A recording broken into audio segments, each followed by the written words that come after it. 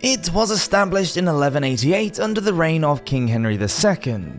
What was constructed out of a group of cells housed in London city walls above the Newgate gatehouse soon became known as a place of darkness and despair. Nicknamed Hell on Earth, the prison became so synonymous with terror and misery that even the hangman's noose became a welcome escape. Let's travel back in time now to the Middle Ages and find out what life was like at the notorious Newgate prison. Welcome to Medieval Madness.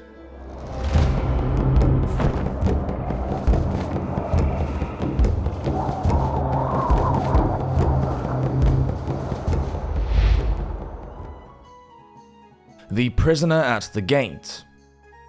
The original Roman city walls had 7 gates through which London's main roads ran to the other parts of the country. The one that went south and west passed through Newgate, which had an archway with a portcullis and 2 guardroom towers. In times of rebellion, when there were likely to be a large number of arrests and London's 2 official prisons became full, those 7 gatehouses would often be used to house prisoners. The sanctioned prisons, the Fleet, and the Tower of London were under the king's jurisdiction. Outside of the city walls, it was the nobles who were in charge of justice, and prisoners were usually kept in the dungeon or keep of the local lord's castle. In the early Middle Ages, the idea of jail as a punishment was unknown. Instead, prisons were just a place where the accused was held until their trial, sort of like a remand centre is today. In medieval jails, there was no differentiating between genders or severity of crimes either. Men and women, murderers, rapists, and pickpockets were all kept together.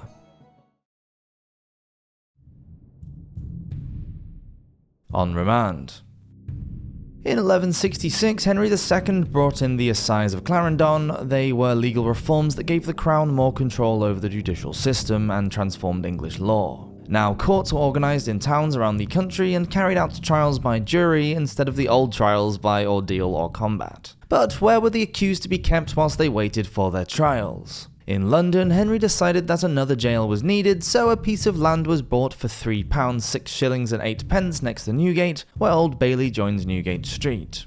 In 1236, a further £100 was spent to improve the prison, and one of the stone towers and the dungeons were added to the jail. As in most jails at that time, one side was for the rich and the other for the poor. It was probably the rich side that had an extra £66 spent on it in 1281 for privy cleaning. 2 windows and 2 doors were installed to separate the convicts from the privy. Extra guards were added temporarily for 4 nights to prevent anyone from escaping whilst the renovations were ongoing. In 1316, Edward II had the sewer restored at speed. Considering no money had been spent on Newgate for 200 years, they must have been in a grim state to cause such a panic. In 1406, female prisoners made a complaint about the overcrowded conditions. They also felt great shame and hurt because they had to walk past the male quarters to reach the toilets. A separate tower was built to accommodate their privy, and although they slept in different areas, men and women continued to mix freely in Newgate and there was no segregation.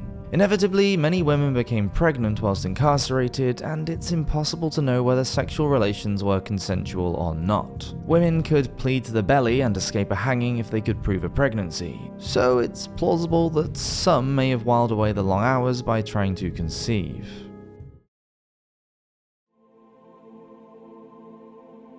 Fetid, foul, and filthy. On arrival, prisoners were chained and led to the cells. Many were forgotten about and left to suffer there and starve. Those who had already been tried and were under sentence of death were shackled in the cellar under the keeper's house. This was basically an open sewer, dank, dark, and dirty. The whole place was infected by lice and bedbugs. It was said that they were so numerous that they crunched underfoot as people walked over them. Living together in such crowded, unsanitary conditions was a breeding ground for germs, and Newgate had its fair share of contagious outbreaks. One was so bad that in 1419 the prison had to be shut down. 22 prisoners died from jail fever in 1 year. Jail fever, which is now thought to have been typhus, is known to be spread by infected body lice, fleas, and mites known as chiggers, and is easily caught when people are crowded together in dark, filthy places. Some prisoners who were put before the courts often infected everyone around them, and the disease moved out into the general population. By the end of the 12th century, 12 more jails had joined Newgate in the city. Some housed those who had committed specific offences like the Tun, which accommodated streetwalkers and lewd women. Others held minor offenders such as debtors or adulteresses. When Ludgate Prison closed in 1419, after being in use for around 100 years, the convicts were transferred to Newgate. Deaths inside the jail escalated because of the chronic overcrowding and the fetid and corrupt atmosphere.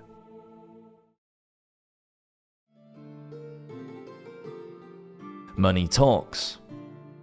Now, over a quarter of a century old, Newgate was in a shocking state, and in 1423 the famous Lord Mayor Dick Whittington left enough money in his will for a rebuild. The larger jail and gatehouse took 8 years to build and housed 150 prisoners. There was a chapel and a water fountain, although the water was polluted and also caused a great deal of illness.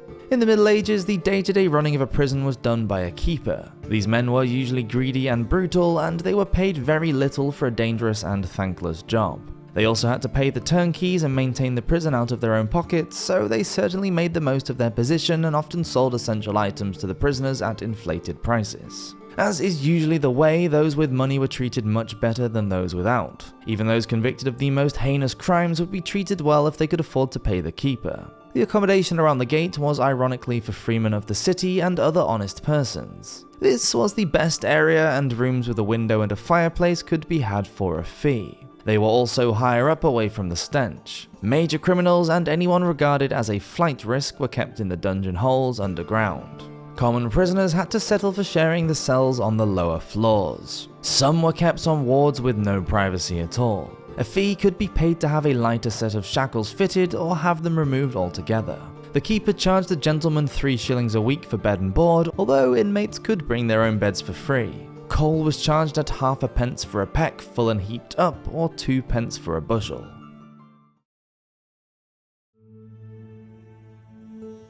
The keeper. In 1346, the new keeper of Newgate was appointed by the authorities as part of reforms when they realised the calibre of men attracted to the job were not exactly men with a good moral compass. Then keepers were banned from taking charity from the prisoners, charging excessive fees for beds, or for hurrying along a trial date. In some extreme cases, charges were brought against the jailers themselves. In 1244, a sheriff's sergeant named John Shep was convicted because he had thrown a prisoner into one of the dungeons so violently that his neck snapped. In the early 14th century, 2 keepers named Edmonds de Lorimer and Hugh de Croydon were convicted of torture and extortion. Lorimer was charging 4 times the legal price for the removal of shackles, and a keeper was imprisoned in 1449 for raping a female inmate. In just 1 year between 1315 and 16, 62 deaths were investigated by the coroner in Newgate.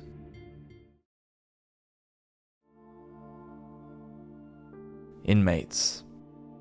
In the late 13th century, imprisonment became regarded as a punishment, with the usual sentence lasting for a year and a day. If you stole a hawk in 1361, you would be sentenced to 2 years in jail. For kidnapping, you would spend the rest of your sorry life there. For those on remand, many languished in jail for years before they were even given a trial, such as John de Munden in 1352, who complained to the sheriff after being kept in Newgate for 5 years. He claimed that a mistake had been made when he was committed, but he had wrongly filled out a form and his petition was thrown out. In Newgate, as in most medieval jails, murderers were a rarity. Usually, thieves and debtors made up the majority of the prison population, but other crimes could land you in jail like burglary, assault, or the carrying of a weapon.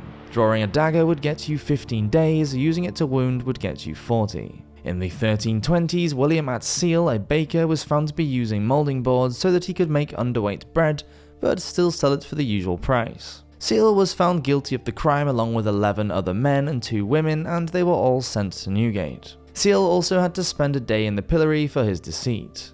The author Sir Thomas Malory found himself on the wrong side of the law in 1451. Despite being a sheriff and a justice of the peace at one time, this didn't prevent Malory from being charged with rape, extortion, and the attempted murder of the Duke of Buckingham. He spent time in the Tower, Ludgate, and Newgate, where he wrote some of his novel based on the tales of King Arthur. Over the 8 years of his incarceration, Malory had it easy in jail and was supplied with many of his home comforts, including his clothes, food, paper, quill, and ink. And then he was pardoned in 1461 by King Edward IV. Another man was not so fortunate. Thomas Usk was convicted of treason and given the sentence of being drawn, hung, and beheaded, and that his head should be set up over Newgate. It took 30 strikes of the axe to finally decapitate him. Hell on Earth. Today, the site of the notorious Newgate prison is home to the Old Bailey. The area still has close ties to the justice system, as the Central Criminal Court is based there and is the principal court in the City of London. There is nothing to remind the public of the horrors suffered in the infamous old prison, just a modest blue plaque on the wall of the court, which reads, "Site of Newgate, demolished 1777. Across the street, some of the old cells are said to languish beneath the Viaduct Tavern, a Victorian gin palace. It's not surprising that with such a dark history, the area is steeped in creepy tales of strange happenings. Legends always begin in places of terror where human beings are subjected to untold suffering because of misery and violence. Newgate was no exception. There, the torment manifested itself as a starving black dog that was thought to creep around the prisons on days when there was to be an execution. More recently, in one particularly disturbing event, a former landlord of the Viaduct Tavern went down into the cellar of the pub. The lights suddenly went out, and the door slammed shut. While the landlord was standing there alone and frightened in the pitch darkness, a voice whispered into his ear. "It's just you and me down here now," it said. Perhaps it was one of the former Newgate inmates looking for a little revenge. Thank you for watching this episode of Medieval Madness. Please do subscribe if you're enjoying these videos and leave a comment if there's any topics you'd like us to cover in future ones. Hope everyone has a great week, and I'll see you next week for another video. Cheers!